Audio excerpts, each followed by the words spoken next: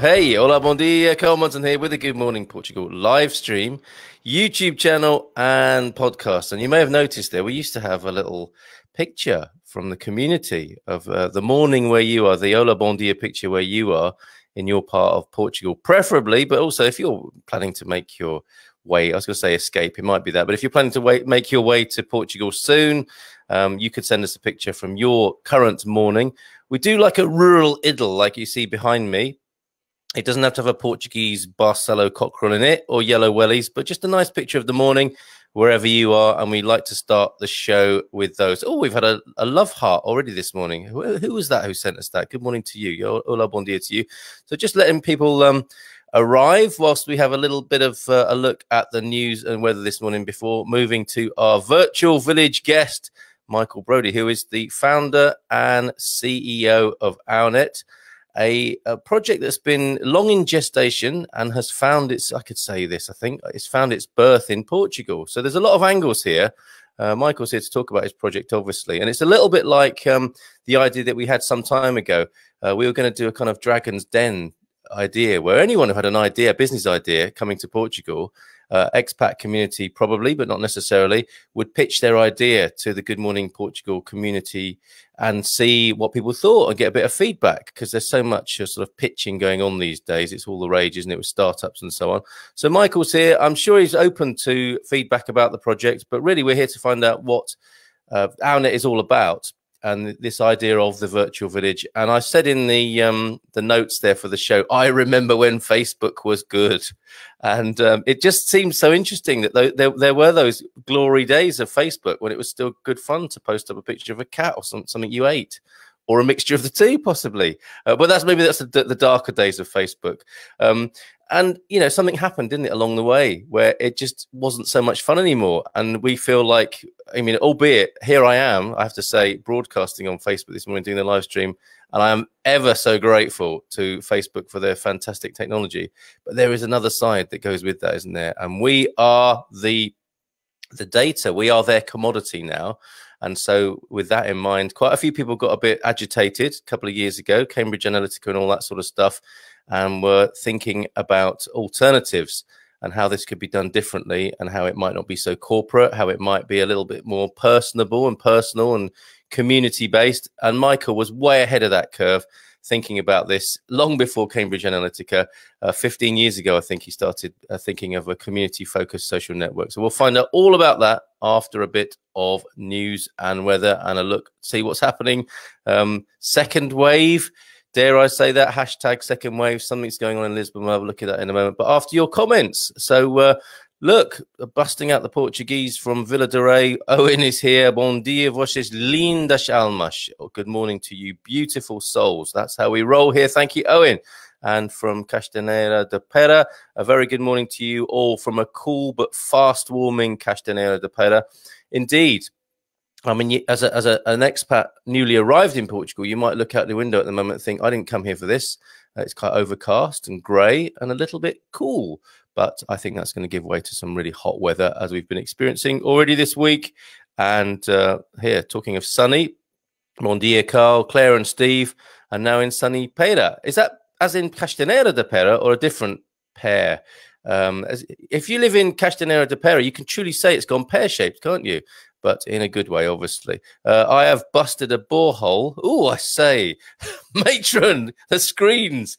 I have busted a borehole here in foggy Vila de Rei. Need to find a reliable person to take a look. Yes, well, good luck with that, Owen. I don't mean to make light of your predicament, but busting a borehole sounds really painful. And good morning, Carl, from Torquay, Torbay.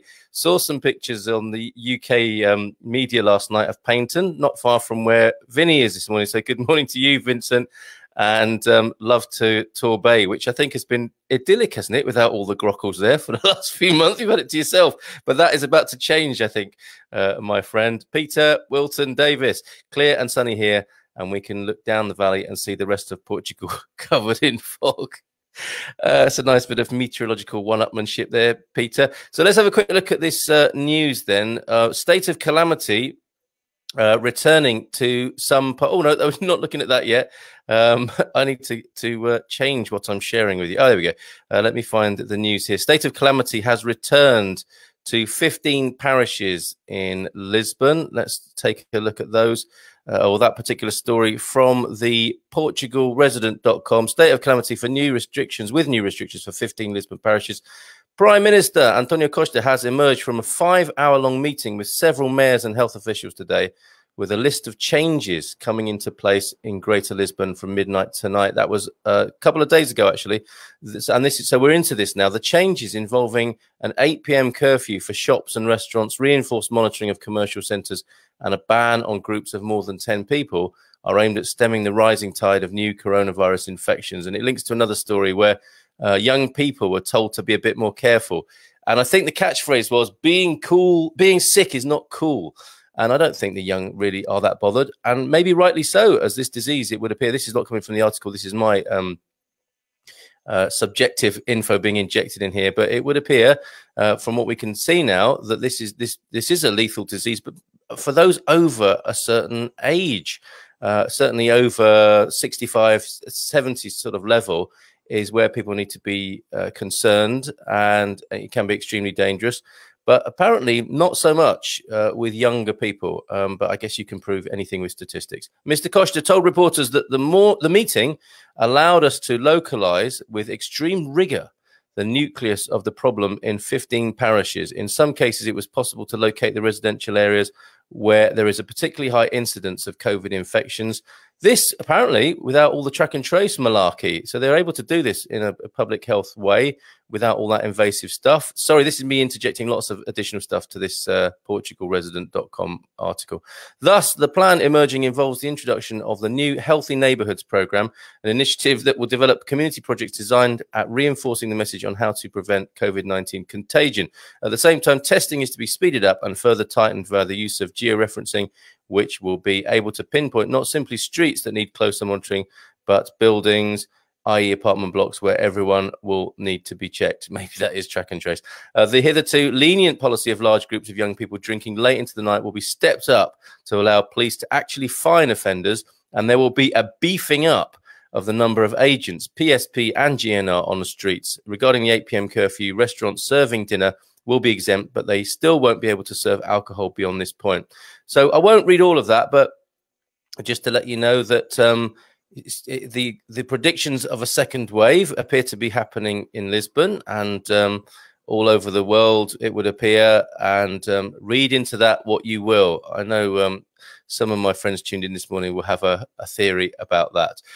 One other news story, and then a quick look at the weather. I want to share with you now something to kind of balance things up. I always get a bit twitchy when I see a story of this kind, and perhaps not for the reasons you would think. But look, asylum applications in Portugal increased 45.3%. Now, this is from the PortugalNews.com. And just the other week, I said I shared with you a story from the Portugal News about how the illegal immigrants numbers were increasing. That was the headline. Then we looked into it and we found out that, like I said before, you can prove anything with statistics, and no doubt they are increasing, but it was tiny numbers of people. And I just think in these sort of emotional times, we need to be quite clear about the numbers of people involved here, because these become very emotional headlines and quite stirring headlines for people. Asylum applications in Portugal. And of course, we must remember that we too, many of us here, are immigrants, expats, and seeking a better life by moving country. So we might be open to others doing the same. Asylum applications in Portugal increased 45.3%, which sounds whopping, doesn't it, last year compared to 2018, reaching see, there you go. This is a tiny number of people, 1,849, the majority being young men coming from the African continent, according to the report on immigration, borders and asylum, RIFA, that is, presented today. RIFA states that the 1,849 applications for asylum, the highest figure since 2015, include those related to the relocation mechanism within the scope of the national commitments made to the European Union, namely the reception of migrants rescued from the Mediterranean and the reception of refugees in the context of an EU resettlement process. So something for anyone who gets agitated by asylum seekers and populations rising and the EU, something for you there. in that story. But what I'm suggesting is that these are tiny numbers of people, considering how many people in Portugal are expats, immigrants. 800,000, is it? I mean, what an amazing country to welcome that many people. And perhaps it's a little bit misplaced to get upset about asylum seekers and other people coming in much the same way from difficult countries, difficult circumstances. Presumably they'd rather stay at home. And this is the issue as well, isn't it? Is like, what are we doing? What's going on around the world to make people want to up sticks and move in such a desperate way? So I'll leave that with you as well. Might even talk about that more on Expats Portugal later on, because we take something from the show and we pop it in the forum of Expats Portugal. Let's have a look. Julie Marsh, you're already very hot in Fundão this morning. Stop it, Julie. We do want to come to Fundão again. We had a really lovely time with you there. And yeah, really looking forward to being back in Fundão someday. Pera is a derivative of Peralta, who was a princess whose legend took place here. Tell us more. Do like a legend of a princess, Peter. So, and I can see you dressed up as that princess. I don't know why I said that or shared that with you, but in a reenactment for the village community, you might consider doing that. Eloise in Penela, bon dia, off for a day in Foz de Algue. Taking our paddleboard, dinghy and a picnic, expecting an enjoyable day. That sounds lovely. Yeah, good morning from Fundão. Very hot there already, as Julie's saying. No, not Castanheira de Pera, but Armação de Pera. That's where Steve and Claire are this morning. Peter, we have many items delivered to your town, Stephen. Couriers never look at the postcode. So all the parcels get a nice detour to the Algarve by the sound of it. Oh, just in from Owen. Second wave equals mass awakening. Very enigmatic there. Owen, I can imagine that happening. We're just passing through here as we will through your part of Portugal in a few weeks, months. Claire and Steve heading north, or at least central. Fantastic. Hope to share a mini with you. And for those listening who don't know what a mini is, it's a little beer, a little thirst quenching beer, often a Sagres or a Superbock. And that debate rages on, doesn't it? Are you a Sagres or Superbock person? Maybe when we start doing merchandise, we can have T-shirts with that on.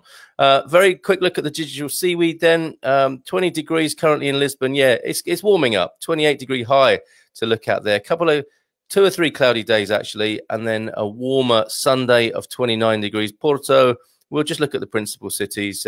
Porto currently 17 and rising to 22. Good day tomorrow, cloudy Friday and Saturday, and then weekend temperatures of 24 and 26. Coimbra, 17 degrees currently, rising to 25. Cloudy couple of days. Actually, a cloudy week until Sunday, when a temperature of 29 degrees returns. And then down there in the south, finally, 22 degrees at the moment, and it's 26 to look forward to. And then actually no cloud in the south, in Faro, in the Algarve, for the rest of the week, actually. And temperatures of, look at this, 26, 28, 28, 28, 28, and 29 and 30. 30 coming next Tuesday. So some lovely weather to look forward to in the south there. Okay, let us enter the virtual village and welcome onto the screen Mr. Michael Brodie, founder and CEO of OurNet. Good morning to you, Mike. Welcome to this virtual village. Good morning, and good morning, Portugal. It's lovely to have you here. Mike and I know each other. We moved to Portugal around the same time, and I've been working with Mike on OurNet. So for the purposes of complete transparency, I should say that I'm equally to blame. And so there are a number of angles here, as I said before, Mike. You've come to Portugal to start a business, which I think is a great kind of story angle in itself. But more importantly, really, you've shared with us a new social network, which we sometimes think of as a competitor to Facebook, sometimes not. We'll talk about that more later. But should we just have a quick look at the video first to sort of put it into perspective? Cool, yeah. In the United States at 30%, in the UK, France, and Germany in the low 20s. What's happened is people have now processed the epidemic of fake news, and also you look at some of the fake news on these platforms, it's being created by people who are taking advantage of the fact that they've been given that access. This isn't just something that's... And their main currency is the data they collect on you so that they can serve you. About what content you and I see and how the content I see may be the different than the content you see. The people are holding campaign 2018 election hacking, we take a closer look at the growing role social media plays on automated fake accounts use bots to spread misleading information online. When they do this, they're able to reinforce inflammatory and divisive ideas. So enough of social media that creates fragmentation, social exclusion, and polarization. We want a web that makes us think, helps us have real conversations, and helps us grow. We want a net designed for real communities and real people. Enough with artificial intelligence ruling our internet experience. Enough with the lies. Enough with the internet giants that dominate and intrude. Enough with the social exclusion, fragmentation, and polarization. Enough with the lack of trust in everything and everyone.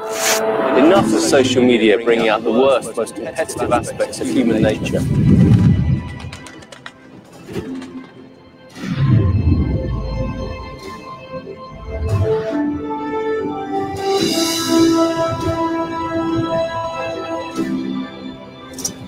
I'm tired of social media that pulls us apart rather than brings us together. And that is why I created OurNet.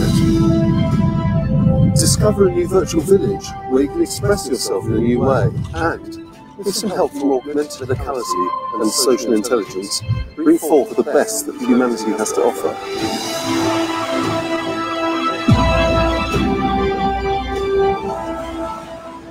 From all of us at OurNet, here is an idea for our future. And now, it's up to you. Help create the web we want. A world that works for all. Boom. That's very moving. I really enjoyed seeing that again there, Mike. The OurNet promo video there, made by a young fellow called, not far from where I live actually, Francisco Power. A mechanical engineer by training, I think, and he produces fantastic videos like that. Congratulations on the video.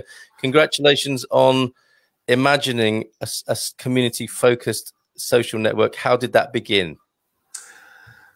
Oh gosh, how did it begin? I saw one. Basically, I was visiting some friends, and there was a local online magazine.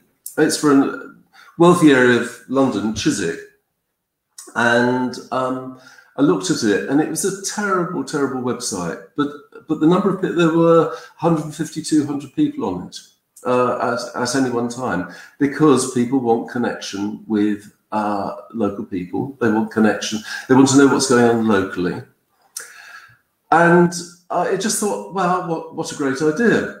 And the idea stuck with me, and it's grown and grown. And I've started to see, as Facebook developed from being a true social media, as I think it was originally, it's turned into, so I'm very grateful for Facebook in all sorts of ways, and it's turned into a centrally controlled, centrally mediated network where you don't know who you're being put into contact with, and you don't know how you're being put into contact with them, or why you're being put into contact with them. So it's taking the social out into a centrally controlled hierarchy of fundamentally social manipulation. And I don't think it's necessarily being done intentionally, but the effect is to break down our connections with each other and to attempt to create a centrally mediated social web, I guess. And I've become more and more disturbed about that. And I think it's time we put control in the hands of real people who can choose what they see, how they see it, and what it is that decide what it is that defines their community. Which makes you a pretty unusual fella, really, because I think a lot of people have this same complaint about the way things are and how centralized and corporate Facebook and all the other, I mean, technology just generally is run by corporations now. It was so exciting, wasn't it, when the internet began? Yeah. It felt like we had this community tool, and lo and behold, the power has been transferred into a smaller number of hands. Of unaccountable people. I mean, you can't talk to Facebook or Google or YouTube, can you? You just have to join a queue electronically and hope that you might get a response, and you probably won't. You have to deal with the kind of help pages, Q&A, all that sort of stuff, and it's been completely dehumanized. Now, most people know that, and most people complain about that or unease with it, but you've got off your butt and done something about it and created an alternative, which I think is amazing, and people can go and have a look and try for themselves. OurNet.news. How has that journey been for you in doing that? Well, it's been massive. I mean, because I remember when I first learnt about Facebook after my initial idea, and I thought, oh, thank goodness I'm not going to have to do my to make my idea real, because Facebook's done it for me. Yeah. And then in fact, it's 17 years now. I've realised Wow. The idea has grown and grown, and the importance of it's grown and grown as our world has become. So I don't think the world's going in a bad direction. I actually think it's going in a good direction, and I think it's profoundly uncomfortable learning how it is that the world is organised for us. And it's pushing all of us into a position where we have a choice of either going along with how things are or taking some responsibility for the world we're creating jointly together. Jointly together, that's a bit of a tautology. We get you. Yeah, thank you. But if we don't say we're taking control of this world, we're taking control of how we're organising things, we're delegating it.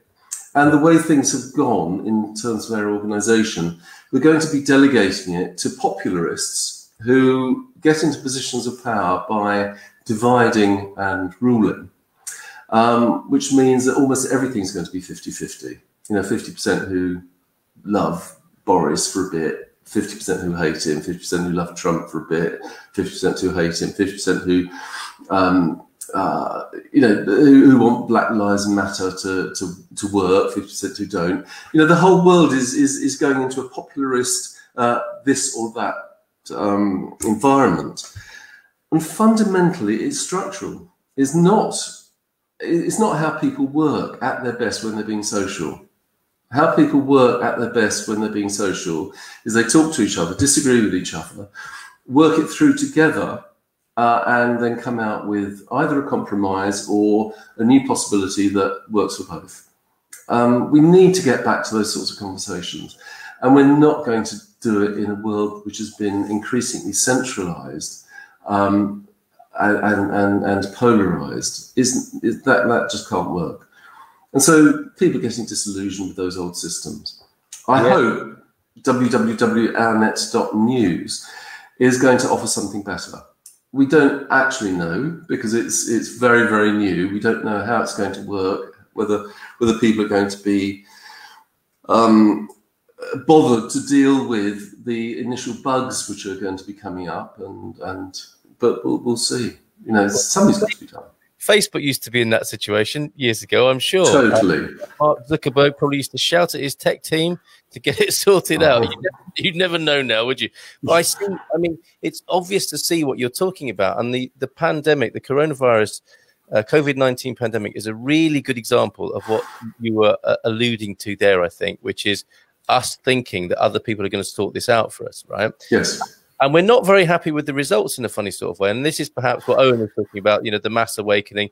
I really like how you're optimistic about the world, and this, what's going on is just that we're being taught possibly that we could be a bit more responsible for our plight, and we shouldn't outsource and delegate these responsibilities to other people. Because look what happens when we do.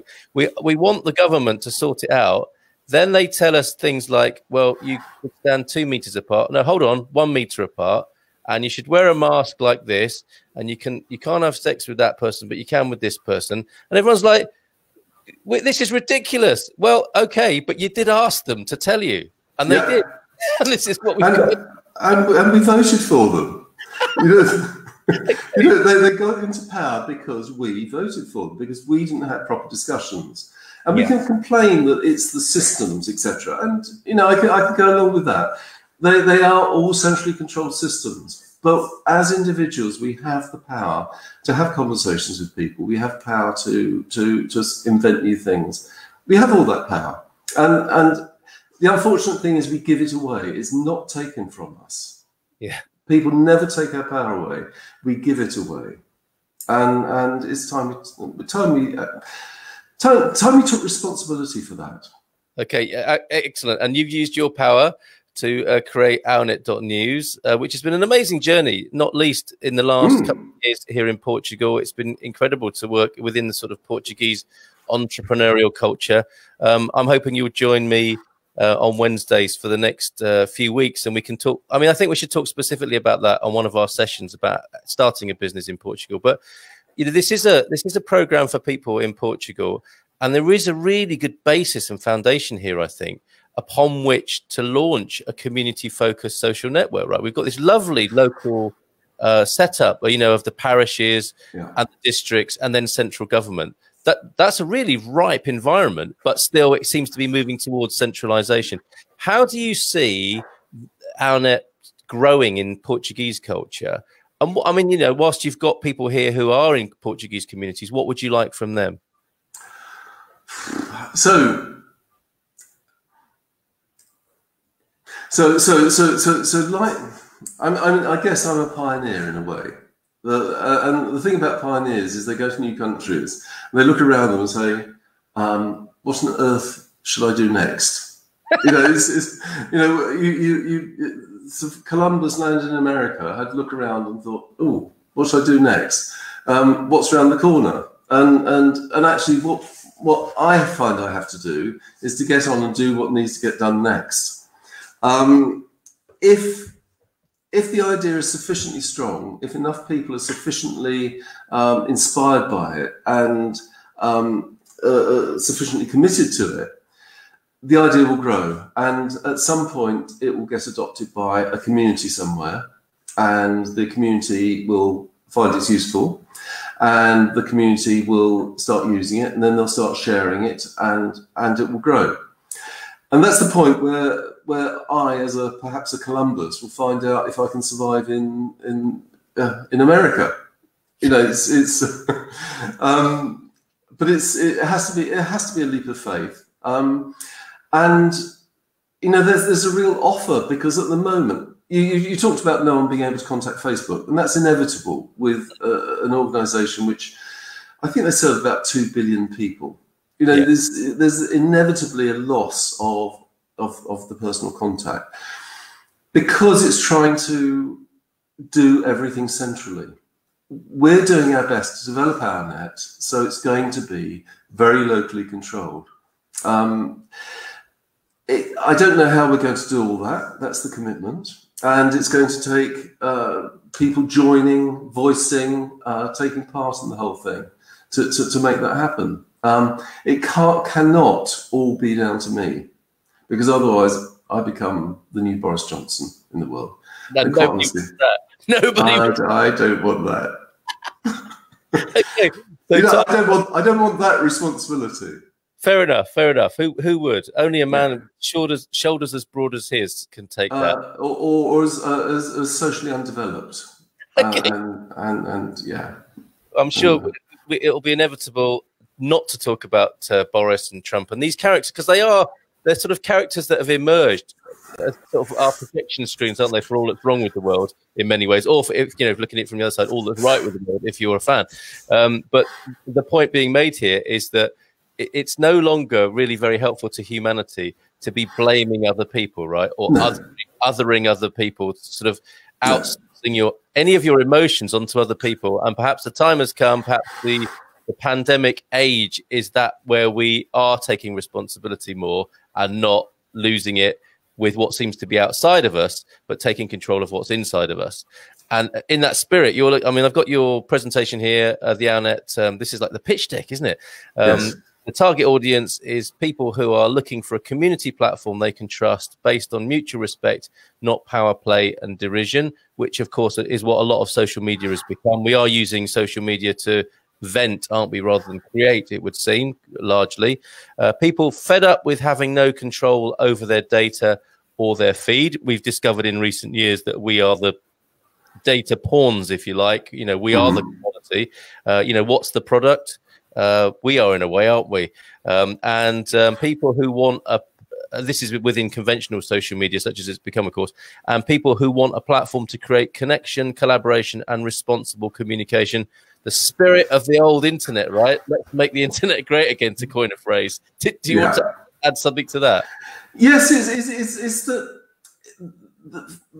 by its innate design and by its innate purpose, the internet has become what it is. And fundamentally, the innate purpose of everything in the world that we have is to make money. When you set up a business, the fundamental purpose of a business is to make a profit for shareholders. And what we notice in the world is what you measure is what turns up. So if you measure the amount of money as being the prime purpose of an organization, then organizations are going to tend to make money. And what's happened is that the people who are provocative enough attract the views, and the people that are provocative enough are the ones that polarize the world, and they're the ones that make money for the social media giants. So people are being rewarded for being provocative because they're the ones that become visible. And even though only 50% of the people love them and 50% hate them, it's that polarization which actually makes them powerful, and what makes them worthwhile sort of users of social media platform and attracting people to social media. So the whole system is actually designed, whether intentionally or not, to create polarization, to create conflict, and to bring the person who can control 51% of the thoughts of people to the top. Ludicrous. Mm. Absolutely. And you want to reward something different, right? Yeah, I want us to reward people that contribute to us. So on OurNet, so Carl, you're my number 5. You're a 5-star contributor to OurNet in my terms. You know, everything you do is about stimulating conversation, being provocative. I don't agree with you all the time by any means, but actually, you present yourself as a person I can have a conversation with. For me, that's the most important thing. You know, I don't have to agree with you, but we can have a conversation. We can find somewhere coexisting, and that's what's important. OurNet is attempting to reward that by giving you greater prominence over people that are trying to foment polarization. Mm-hmm. It's fundamentally that. It's our old social feedback mechanism that we have. One of the stories which will really bore you, Carl, but may not other people, is we have this capacity as human beings to modify ourselves for our environment. So in Portugal, everyone goes to their grandma for afternoon meal on a Sunday, say. They will behave differently to going to a pub because they know their grandma won't put up with their behaviour that they exhibit down at the bar in the evenings. So we modify our behaviour all the time. We're different to a police person that stops us for speeding. We're different to our lover. We're constantly switching between different personalities because we know as social beings we need to fit in with each other. So the internet has taken that away and is rewarding conflict. So OurNet is attempting to simulate our innate capacities. Amazing. Okay, so we'll look at more of this in coming weeks. I think next week it'll be interesting to look at starting a business in Portugal, which you've done. And been part of the startup culture, specifically in the incubator at Aveiro, up there with the University of Aveiro. It's been an amazing process in itself and a great story to tell. We'll also look in subsequent weeks at the the specifics that you talked about there, the social intelligence, the augmented reality, and how that might work. So looking forward to talking to you more. Let's get a bit of feedback from people who have been listening. Fascinating discussion, says Jeff. Looking forward to seeing OurNet and contributing. Please do. As Mike was suggesting there, it's new. It's a little bit buggy in places, but that's all part of the fun at the moment. Do please take a look, Jeff, and let us know what you think. This Ferry, lovely to welcome you. I don't know if you've outed yourself before on the show, but haha, I just came to Portugal to do as little as possible, or to do what others impose on me. Quite right, Ferry. I think a lot of us came with that kind of spirit. Portugal is man, woman enough not to tell them what I think. I'm not sure what that means really there, but if I interpret that correctly, I think this is a country where the sort of sovereign view is respected in some ways, and long may that continue. And I think that is another aspect of OurNet. It's about conversation, it's about communication, it's about community, and we are social animals after all. And I think, you know, how can we use technology to empower that? It's not about social justice warriors or ideological possession and all that sort of stuff, although it could be. You know, people can use it as they wish, but I don't think it's about telling people what to think, if that's what you're getting at there, Ferry. And thank you for your detailing of the legend of the Princess of Peralta, which is what we'll finish with, Peter. But before we do that, a last word from you, Mike, on what your invitation is, I suppose. We are a community here on Good Morning Portugal. We are expats, we are settlers, the Columbus, and that's a slightly controversial choice of metaphor, but we are the explorers, the pioneers here.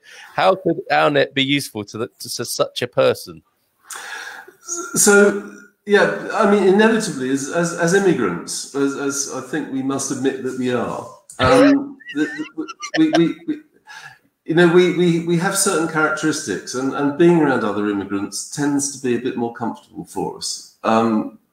Just by the nature of, as human beings, we like to be with people a bit like us. So OurNet actually gives the facility for people to create groups so that they can clump in whatever way they want to clump. And this is as well as having location, so dividing people by location. For example, if I want to create a real community amongst expats, we've actually got lots of really great Portuguese friends, so we're becoming. I don't think we're becoming integrated. I think they're slightly weird Portuguese who likes a nice foreigner, but we want to be around people that we sort of feel some sort of similarity to, and also having local people that we feel similar to is better, because we can go and meet them. Because there's something, as we've noticed with COVID-19, that being in physical contact with people is a different experience to being online. For me, OurNet is all about generating the potential for real physical contact with real people, not bots, real people that we can create something together with, whether it's a social experience, whether it's following our passions and developing something, a new way of doing things in the world, or doing things better, whatever it is, we need to be able to join together. And OurNet fundamentally is about that. Marvellous. Go and have a look, ournet.news. You can sign up now. That was a more general invitation. But yeah, but I think that's a new name for the groups, possibly, clumps. Or if we want a viral video, we could start a new dance called The Clump, which is about how people come together socially. So thank you very much for that introduction this morning, Mike, and looking forward to talking to you again. We'll dive deeper into some of the aspects of how we can make the internet great again in subsequent weeks, and also how to start a business and your experience of starting a business here in Portugal. So have a great day. Bom dia to you, and look forward to talking to you again. Até logo. How's your Portuguese? Oh, terrible. Terrible. Okay. I just cannot get my head around it. All right. In that case, that's a very good day to you, sir. Very good day. Thank you so much. Cheers. Bom dia. Thank you, and thank you. Bye. Bye for now. Okay, let's finish then with the legend of Princess Peralta. There was a skateboarder in the 70s called Stacey Peralta, was there not? But anyway, that may or may not be connected. Let's have a look at this legend. The legend is, I'm going to hide behind this, the legend of Princess Peralta. It is said that Princess Peralta, and this is thanks to Peter, ran away from Coimbriga in 72 BC, where her father was king, taking refuge in the Arus castle in Lausanne. The princess fell in love with a Roman warrior, as you do, Sertorio, and that's a fine name, and decided to go to Sartago to meet him. Arriving at what is now Castanera de Pera, the princess's chambermaid passed away. Princess Peralta ordered that she was buried in that place. The princess was being chased by Venus. This is a good plot twist. The goddess who was also in love with Sertorio. Venus sent lightning that transformed the princess's companions into mountains and Peralta into a beautiful mermaid that lived thereafter in the mountain's water courses. Oh, my word. Peter, marvelous. He also has the snowmen, the Neveiros of Cointral, which I shall save for another day. You're always welcome with a story like that, Peter. This is what we need more of, people working. This is a bit of feedback for the OurNet segment there. This is what we need more of, people working together, really communicating and developing clear objectives for better community spirit. Loving the show, guys, and the video you've created. Powerful and an authentic feel to it. Yeah, I was getting goosebumps, Vinny. I've seen it a few times and I was getting goosebumps again watching it. Ferry, my point is that many expats are trying to change it in the country they come from, but that's a discussion for another time. Absolutely, Ferry. Let's have that discussion. Isn't that a funny thing that people do that, and that we have such a kind of morbid fascination with the old place, even though we've moved to the new place? Incredible. And final, I will add to this. Thank you, Michael, for your time. Yes, thanks, Mike, for being with us. And he's going to be back. It's Virtual Village Wednesdays for the next few weeks, and we'll be talking about OurNet. We'll be talking about business in Portugal. We're talking about community, basically, and what we can do to be better connected online and offline, of course. Tomorrow evening, it is our outing with I'm working with Expats Portugal on we're talking to Peter von Noonan, who is a buyer's advocate who helps people with all aspects of finding and buying and living in Portugal, finding and buying a property or a rental in Portugal. A really nice guy. I had a quick chat with him yesterday. Top fella, Dutchman. I don't know what it is, but the Brits and the Dutch seem to have an affinity. I really hit it off with Peter. Looking forward to talking to him more tomorrow evening. Go to the expats.com website where that discussion will be hosted and where it will take place, and you will need a ticket, so you need to book for that. But it should be a very interesting discussion, the first of our Portugal calling events, and that's Good Morning Portugal in association with Expats Portugal tomorrow night. And tomorrow morning I'm talking to a De Hungry couple. Yes, De Hungry couple who are also helping people with tourism and all things Portuguese, actually, in Portugal. Fascinating couple, and hopefully talking to one or both of them tomorrow morning about what they do and how they go about it. And specifically, it was a blog that I read that they put out about how work culture actually is changing in Portugal, and how Portugal is a cracking place to come to if you want to be like one of those digital nomads. Portugal is really shaping up as a great place to come and have a fantastic work-life balance. I think that'll be the nub of our conversation tomorrow. So thanks very much. Take care. Bye for now. Bom dia. Até logo. Até amanhã. Bye for now. Bye.